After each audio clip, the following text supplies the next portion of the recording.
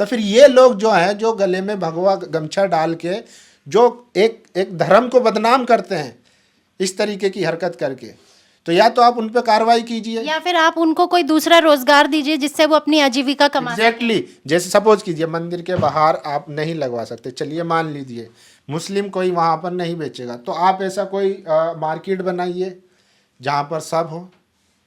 तभी, क्योंकि मुसलमान भी तो भारत का नागरिक है ना, उसने, उसके पास मौका था पाकिस्तान जाने का, उसने नहीं चुना, वो भारत में रहना पसंद करा।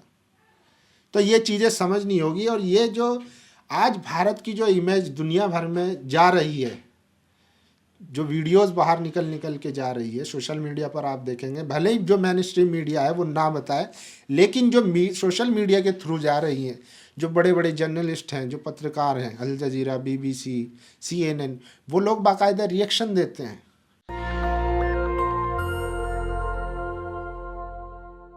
नमस्कार, मैं हूं सकीना, आप देख रहे हैं नेशनल दस्तक। आज हम बात करेंगे कर्नाटक के बारे में। कर्नाटक में जहां एक तरफ हिजाब का मामला सामने आता है, तो हमें दूसरे भी उन मामलों की बात करनी चाहिए जो मुस्लिम समाज से जुड़े हुए हैं। चाहे वो हलाल मीट की दुकानों की बात करें या मंदिर परिसर के बाहर मुसलमानों को दुकानें नहीं लगाने दी जा रही हैं। इस बारे में मैं अपने सहयोगी से बात करूँगी। मेरे साथ फैज़ल है, हम फैज़ल से बात करते हैं कि उनकी क्या राय है इस बारे में। आप फैज़ल क्या कहना चाहेंगे? देखिए मैडम, ये जो कर्नाटक में जो भी हो रहा है पिछले 3 महीने से, इसको हमें देखना पड़ेगा ब्रॉडवे में, क्योंकि इसके 2 पहलू हैं। एक ये है कि कल्चरल हेजिमनी की जो लड़ाई है RSS की, कि भारत में सिर्फ हिंदू राज होगा और मनु से काम चलेगा, जो संविधान को रिप्लेस करेगा। दूसरा ये है कि पॉलिटिकल एजेंडा जो है बीजेपी का, पूरे आज जो है खासकर हिंदी बेल्ट में बीजेपी जमी हुई है, लेकिन साउथ में ये लोग उस तरीके से अपना कब्जा नहीं कर पाए। जहाँ केरला में पी विजय जो CPIM के CM हैं, वो हो गए, वहाँ पे भाजपा ज़्यादा अच्छा प्रदर्शन नहीं कर पाती है, वहाँ पे ये बहुत ज़्यादा पकड़ इनकी मजबूत नहीं है। दूसरा आप आ जाइए तमिलनाडु में। तमिलनाडु में MK स्टालिन इतना अच्छा काम कर रहे हैं, वो खासकर जो पेरियार की राजनीति थी, जो आइडियोलॉजी थी, उसको लेकर उन्होंने, चाहे OBC आरक्षण की बात हो, उन्होंने हर मोर्चे पर बीजेपी से कड़ी टक्कर ली है, तो वहाँ ये विफल हो जाते हैं। दूसरा आप आ जाइए तेलंगाना में, वहाँ पर KCR है, और KCR का कहा जाता है कि उनका जो गवर्नेंस ऑफ मॉडल है वो बहुत अच्छा, चाहे एजुकेशन हो, हेल्थ हो, और तमाम ऐसी स्कीमें हैं जो वहाँ भी बीजेपी मतलब अपना काम नहीं कर पा रही। फिर आप आ जाइए आंध्रा में, जहाँ पर, सॉरी मैं आपको रोकना चाहूंगी, अपना काम नहीं कर पा रही है मतलब ध्रुवीकरण का, पोलराइजेशन। हाँ एग्जैक्टली, वहाँ पे नहीं चल पा रहा इनका। तो फिर आप आ जाइए आंध्रा में। आंध्रा में जगमोहन रेड्डी हैं, तो वहाँ भी वो अच्छा काम कर रहे हैं, वहाँ भी इनकी पकड़ नहीं है। पहले जो चंद्रबाबू नायडू थे, तेलुगु देशम, वो NDA में थे, तो उन्होंने भी इनका साथ छोड़ दिया। जब से मोदी जी आए 2015 के बाद, उन्होंने भी अलायंस तोड़ दिया, क्योंकि उन्हें दिखा कि ये लोग प्राइवेटाइजेशन कर रहे हैं, और मतलब एंटी कॉन्स्टिट्यूशन इनकी पॉलिसीज़ हैं, तो इस तरीके से उन्होंने साथ छोड़ दिया। बहरहाल, तो ये इनकी एक राज्य बनता है कर्नाटक, जहाँ पे इनकी सरकार है। तो ये वहाँ पर इस तरीके से सांप्रदायिकता को बढ़ा रहे हैं, ताकि आने वाले 2024 में उसको प्रयोगशाला बनाते हुए, जैसे UP और गुजरात मॉडल है, उसको मॉडल बनाते हुए पूरे साउथ में ये कब्जा कर सके। मतलब भाजपा का जो मॉडल है वो सिर्फ पोलराइजेशन पे ही टिका हुआ है, आप ये कहना चाह रहे हैं? एग्जैक्टली, आज यूथ क्या कर रहा है, वो लिंचिंग कर रहा है, वो मुसलमानों की दुकानें बंद करवा रहा है। जो मुसलमान मतलब दिन में 10-5 मुर्गे बेच के अपना पेट पालता है, अपने बच्चों का पेट पालता है, वो जाके वहाँ पर उसको धमका रहा है, डंडे मार रहा है, उसको भगा दे रहा है।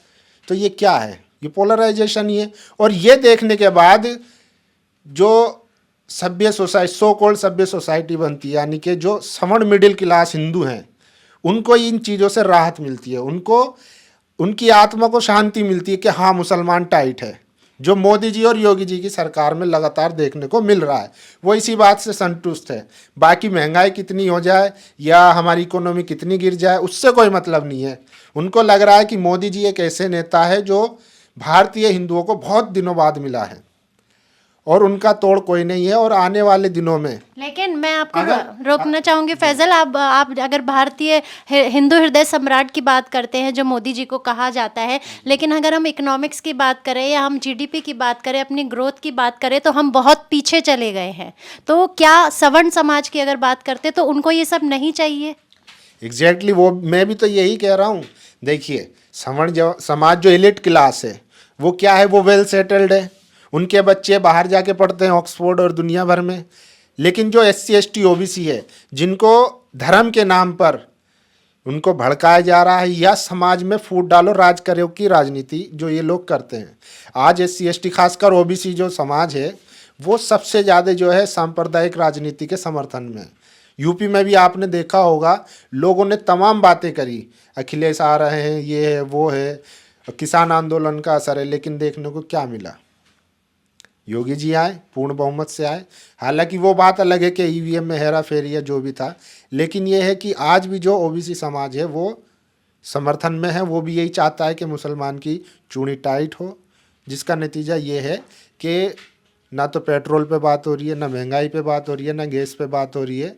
इसी का नतीजा हमें कर्नाटक में देखने को मिल रहा है। पिछले 3 महीनों में अगर आप देखेंगे, सबसे पहले जो हिजाब को लेकर इशू बनाया गया, मुद्दा बनाया गया, हालांकि उसमें कोई नहीं था, एक कॉलेज और कुछ छात्राओं का मामला था, लेकिन वो धीरे धीरे धीरे धीरे देखते देखते आज वो पूरी दुनिया में फैल गया। मतलब सेंसेशनल न्यूज़ बन गई। आज वो इंटरनेशनल लेवल पे उस पर चर्चा हो रही है। और हमारे मेन स्ट्रीम मीडिया ने भी उस मुद्दे का खूब प्रचार प्रसार किया, क्योंकि 5 राज्यों में चुनाव थे और एग्जैक्टली उनका फायदा भी मिला, खासकर यूपी में। ऐसा नहीं है कि अगर यूपी में चुनाव है तो वहाँ पे अगर कोई मामला हो रहा है तो उसका असर नहीं होगा। आज सबके पास फ़ोन है, सोशल मीडिया पर एक वीडियो डलती है, तुरंत देखते ही देखते वायरल हो जाती है, लाखों लोग उसको देख लेते हैं। तो उसका नतीजा बाकायदा यूपी में बीजेपी को मिला। लेकिन मैं आपसे फैजल ये पूछना चाहूँगी कि मुस्लिम समाज को टारगेट करके, मुस्लिम भी इस देश के नागरिक है, मुस्लिम समाज भी इस देश, मुस्लिम लोगों का भी इस देश पे उतना ही अधिकार है जितने बाकी लोगों का अधिकार है, लेकिन कहीं ना कहीं ये पोलराइजेशन करके, ध्रुवीकरण करके या फाइनेंशियली उनका बायकॉट करके भाजपा क्या मैसेज देना चाहती है? और आपको नहीं लगता कि मुस्लिम समाज जो है, मतलब कहीं ना कहीं उसको भी किसी ऐसे नेता की ज़रूरत है जो उसकी आवाज़ उठा सके? बिल्कुल एग्जैक्टली। मैं तो मुस्लिम, मतलब आज आप देखिए, आज़ादी के बाद से कोई भी इंडिपेंडेंट कोई ऐसा मुस्लिम नेता नहीं बन पाया भारत में, बड़ा नेता जो मुसलमानों की आवाज़ बन सके। अब लोग ओवैसी में एक झलक देख रहे हैं, लेकिन वो अलग बात है कि आगे चल के क्या होता है। लेकिन मुसलमानों को ये है, मुसलमानों ने पिछले 75 सालों से किसी भी मुसलमान को नेता नहीं चुना अपना। मौलाना अबुल कलाम आज़ाद की बात छोड़ दीजिए, वो तो कांग्रेस में थे और फ्रीडम फाइटर थे, उनकी बात अलग है, वो विजनरी आदमी थे। लेकिन उसके बाद कोई ऐसा बड़ा नाम नहीं आता है जो पूरे भारत में या लार्ज लेवल पे, एक बड़े बड़े पैमाने पे मुसलमानों का रिप्रेजेंटेटिव हो। तो ये मुसलमानों ने हमेशा जो सेक्युलरिज्म की बात कही जाती है, ठीक है, धर्म जात पात से उठ के जो वोटिंग की या राजनीति की बात कही जाती है, मुसलमानों ने उसमें बिलीव करा है। और उसका नतीजा आज ये है कि आज मुसलमानों को भारत में अछूत बना दिया गया है। सोशली, इकोनॉमिकली, हर तरीके से आज मुसलमान पिछड़ा हुआ है। कोई उनसे बात करने को तैयार तक नहीं है। मैं आपको बता दूं, 2014 में जब लिंचिंग होती थी तो बाकायदा खबरें बनती थी। आज पूरे घर के घर को जला दिया जाता है, मार दिया जाता है, खबर तक नहीं बनती, मीडिया में आता तक नहीं है। आप ये समझिए। और उस पे देखने वाली ये बात है कि जो अपोजिशन के नेता हैं किसी भी राज्य में हो, वो उनके मुद्दे को उठाने को तैयार नहीं है। चाहे आप यूपी में हो, बंगाल में हो, बिहार में हो, कहीं भी हो, मुसलमानों के मुद्दों को कोई बात करने को तैयार नहीं है। क्योंकि उन्हें लगता है, जो अपोजिशन पार्टी और जो अपने आप को सेक्युलर पार्टी कहने का या दम भरती है, उनको लगता है कि अगर हम मुसलमानों की बात करेंगे तो हमारा हिंदू वोट जो है वो कट जाएगा। लेकिन आपने देखा नतीजा क्या हुआ। बिहार में तेजस्वी को हार मिली, यूपी में अखिलेश को हार मिली। इन्होंने दोनों ने, मतलब उस दौरान, आसपास के दौरान, मुसलमानों के किसी भी मुद्दे को इन्होंने उठाया नहीं। चाहे CA NRC हो या मुसलमानों पे एट्रोसिटी का मामला हो, लिंचिंग का मामला हो, खुलकर नहीं बोला। लेकिन मुसलमानों ने फिर भी आंख बंद करके और ऐसे झोली भर भर के वोट दिया, लेकिन सरकार नहीं बनी। तो मुसलमानों को सोचना पड़ेगा। मुसलमान 14% है, क्योंकि 2011 के सेंसेक्स के हिसाब से अगर उससे ही बात करें तो 40% जो है वो 80% को नहीं हरा सकता। बीजेपी को आप नहीं रोक सकते, आप कितनी भी मेहनत कर लीजिए, आपकी बस इतनी लड़ाई है कि आपको कैसे सरवाइव करना है, हिस्सेदारी कैसे लेनी है। चाहे यूपी में हो, अगर आप यूपी में ओवैसी का छोड़ दीजिए, मैं ओवैसी का वो स्पोक्स पर्सन नहीं हूँ, किसी भी ऐसी मुस्लिम पार्टी को जिता देते जो आपके बिहाफ पे उनसे बार्गेनिंग करती। अगर आप 25 विधायक दे देते तो आपकी हिस्सेदारी होती, 2 मंत्री बनते, एक डिप्टी सीएम भी बन सकता था, हिस्सेदारी मिलती ना। लेकिन आपने बिना किसी रिप्रेजेंटेशन के डायरेक्ट वोट ट्रांसफर कर दिया समाजवादी पार्टी को। लेकिन आप एक समाजवादी कंप्लीट कर लो। अब आप उनसे जो है डायरेक्टली बात नहीं कर सकते, एज ए इंडिविजुअल मैंने वोट दे दिया, मैं अखिलेश से नहीं कह सकता कि हमने आपको वोट दिया, हमारे लिए ये करिए। अगर मेरे बीच में कोई एक वो होगा, कोई नेता होगा या कोई जो मीडिएटर होगा, हाँ मीडिएटर होगा, तो वो बात कहेगा भाई आप हमारे लिए ये करिए, नहीं तो मैं इतने बंदों का आपसे समर्थन वापस ले लूँगा, तो उस पर दबाव बनेगा। तो यही चीज़ मुसलमानों को सीखनी पड़ेगी, चाहे कर्नाटक हो, यूपी हो, यहाँ से एग्जाम्पल सेट करके सीखने पड़ेंगे, गलतियाँ सुधारनी पड़ेगी। और ये नैरेटिव कि बीजेपी को हराना है, इसको छोड़ना पड़ेगा, तभी इन लोगों का मतलब कुछ भलाई हो सकती है। नहीं तो बीजेपी इनको टारगेट करती रहेगी और बीजेपी मजबूत होती रहेगी। मतलब आप कहीं ना कहीं ये कहना चाहते हैं कि मुस्लिम समाज के लोगों को अपना नेता अपनी ही कौम में से चुनना पड़ेगा, कोई मुस्लिम लीडर चुनना पड़ेगा जो उनको रिप्रेजेंट कर सके, उनके हक और अधिकार की बात करे, या उनका जो फाइनेंशियल बायकॉट हो रहा है या उनको लिंचिंग कर दी जाती है, जिस तरीके से उनको टारगेट किया जाता है, उस आवाज़ को उठा सके। सेक्युलर नेता जो है उस आवाज़ को उठाने से कतराता है, क्योंकि उसे कहीं ना कहीं ये लगता है कि उसके हिंदू वोट बैंक में सेंध ना लग जाए अगर वो मुस्लिम लोगों की आवाज़ उठाता है। तो आप ये कहना चाहते हैं? जी बिल्कुल। और इसके साथ साथ ना जो ओबीसी नेता हैं या बहुजन नेता हैं, जो SC ST ओबीसी के, चाहे अखिलेश यादव हो, तेजस्वी यादव हो, मायावती जी हो, इनको भी सोचना पड़ेगा कि आपको भी जब आपको वोट चाहिए तो आपको भी सामने आना पड़ेगा। चुनाव के तुरंत बाद मायावती जी ने कहा कि मुसलमानों ने वोट ट्रांसफ़र कर दिया, वो मेरी हार की वजह है। हालांकि वो बात, उनका स्टेटमेंट सही भी था कि मुसलमानों का एक मुश्त वोट अखिलेश को पड़ा, लेकिन उन पे इल्ज़ाम लगा देना ये थोड़ा गलत है, इसको सोचना चाहिए। मैं आपको रोकना चाहूँगी, मुस्लिम समाज के लोग BSP को वोट क्यों करें, लेकिन अगर 7 सालों में मुस्लिम समाज पे इतने अत्याचार होते हैं तो BSP ने कभी भी या मायावती जी ने कभी भी आवाज़ नहीं उठाई। नहीं, ऐसा नहीं है। मायावती जी की जो राजनीति है ना, वो उनका पैटर्न अलग है। वो सड़कों पे नहीं उतरती, आंदोलन, बहुत बड़े आंदोलन नहीं करती, उनके केडर बेस पार्टी और उनका अपना एक अलग स्टाइल है। मायावती जी की बात करें तो सिर्फ मुसलमानों के उस पर नहीं, अगर वो हाथरस हुआ था, वो जब भी सड़कों पे नहीं आई थी। मैं ये नहीं कह रहा हूँ नहीं आना चाहिए, उनको आना चाहिए था, अभी भी आना चाहिए, क्योंकि यूपी में जिस तरीके से उनका हाल हुआ, अगले चुनाव में इनको और इससे ज़्यादा मशक्क़त करनी पड़ेगी, क्योंकि जिस तरीके की आज राजनीति हो गई, आपको एक्टिव रहना पड़ेगा, सड़कों पे उतरना पड़ेगा। ये मेरा मानना है एज ए यूथ। आप वो छोड़ दीजिए कि आपने प्रेस रिलीज कर दी, जारी कर दी, ट्वीट कर दिया, वो राजनीति आप छोड़ दीजिए। मायावती जी हाथरस वाले मामले में भी सड़कों पर नहीं उतरी थी, हालांकि कार्यकर्ताओं ने कुछ थोड़ा बहुत किया था। तो अब इनको सड़क पे उतरना पड़ेगा, पैटर्न बदलना पड़ेगा, क्योंकि समय के साथ चीज़ें बदलती रहती है। आप मोदी जी की देखिए, मोदी जी नेता हैं, आप उनकी मेहनत भी देखिए, एज ए विपक्ष में है या जो भी, आप उन्हें पसंद करें या ना पसंद करें, लेकिन उनकी मेहनत देखिए। वो चुनाव में रोड शो करते हैं, रैलियाँ करते हैं, दिन में 3-3, 4-4 रैलियाँ करते हैं। अभी जिस दिन यूपी का रिजल्ट आया उस दिन वो गुजरात में थे, क्योंकि गुजरात में इस साल के लास्ट में, आखिर में चुनाव होने वाला है। तो आप समझ रहे हैं उनकी तैयारी आगे की होती है। इसीलिए बीजेपी की कोई काट नहीं है आज के ज़माने में। जो जितने भी विपक्षी नेता हैं वो उनको नहीं हरा पा रहे, क्योंकि उनके राजनीतिक जो राजनीति के विशेषज्ञ हैं, या जो भी उनका जो भी राजनीति करने का पैटर्न है, तो ये चीज़ें बदलनी पड़ेंगी, तभी आप जाके, चाहे बहुजन नेता हो, कोई भी नेता हो, तभी कामयाबी मिलेगी। और ये भी इनको सोचना पड़ेगा कि SC ST OBC और माइनॉरिटी, चाहे अखिलेश हो, मायावती हो, अगर आप इनको साथ लेके चलना है तो फिर आप ये नहीं कह सकते कि मैं लिंचिंग पे नहीं बोलूँगा। क्यों? क्योंकि मेरा दूसरा वोट कट जाएगा। ठीक है, आपको बोलना पड़ेगा, क्योंकि आपका दूसरा वोट ऑलरेडी कहीं गया हुआ है, वो आपको वोट नहीं कर रहा है, क्योंकि उसके दिमाग में कुछ और है। वो मुसलमानों को चूड़ी टाइट करने के नाम पे वोट कर रहा है, उसको 200 रुपये पेट्रोल, 1000 रुपये गैस, फ़र्क नहीं पड़ता। तो ये चीज़ें समझनी होंगी और उसी पे काम करना पड़ेगा। और दूसरा, आगे मैं एक बात बता दूँ, जो कर्नाटक में जो भी हो रहा है, जो बीजेपी समर्थक या बजरंग दल जो बायकाट कर रहे हैं हलाल का, तो उसमें एक चीज़ देखने वाली होगी, ये राजनीतिक प्रोपेगेंडा है। और इसमें खासकर मैं उन माता पिताओं से अपील करूंगा, उनको कहना चाहूँगा कि वो अपने बच्चों पे ध्यान दें। अगर आप हलाल जो वो हलाल मीट की बायकाट का है या मुसलमानों के आर्थिक बायकाट की बात चल रही है, उसमें देखिए पतंजलि, बाबा रामदेव, वो अपना प्रोडक्ट बाकायदा जमीयत उलमा से सर्टिफाइड करके हलाल उसका सर्टिफाइड लेके वो बेचते हैं अपना प्रोडक्ट। जबकि बाबा रामदेव से बड़ा मोदी सपोर्टर तो कोई है नहीं। 2014 में उनका जो सत्ता में आया उनका सबसे बड़ा रोल था, तो वो खुद बेच रहे हैं।